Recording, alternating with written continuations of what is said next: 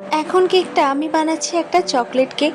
তোমরা অনেকেই ভাবো যে চকলেট কেক মানেই চকলেট দিয়ে ডেকোরেশন থাকবে, কিন্তু না, সেরকমটা কোনো কিছুই নয়। চকলেট কেক মানে তুমি ইনসাইড চকলেট ফ্লেভার নিতে পারো, আউটসাইডেও চকলেট ফ্লেভার নিতে পারো, কিন্তু কাস্টমাইজ চাইলে কিন্তু আমরা অবশ্যই কাস্টমাইজড করে দিই। এই জন্যই কিন্তু সবাই আমাদের থেকে হোমমেড কেকটাই নেয়। যাই হোক, আবার কেকের কথাতে চলে আসি।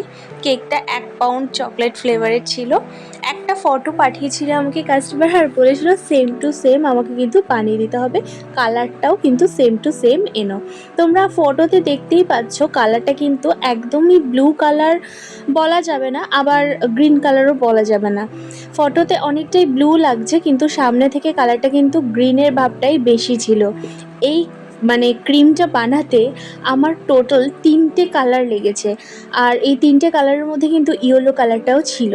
হ্যাঁ, কাস্টমারকে যখন আমি এই কথাটা বলি তাহারও অবাক লেগেছিল যে এই ইউনিক কালারটা সত্যি সেম টু সেম যে এনে দিতে পেরেছি, এটাই তার কাছে অনেক কিছু। তার এই কেকের মধ্যে কালারটা আর সবথেকে বড় কথা এই পার্ল দিয়ে যে ডেকোরেশনটা করা ছিল, এইটাই তার খুব পছন্দ হয়েছিল। তাই জন্যই আমাকে বিশ্বাস করে অর্ডারটা দিয়েছিল। ডেলিভারির সময় বলল, থ্যাংক ইউ সো মাচ আমার বিশ্বাসটা রাখার জন্য।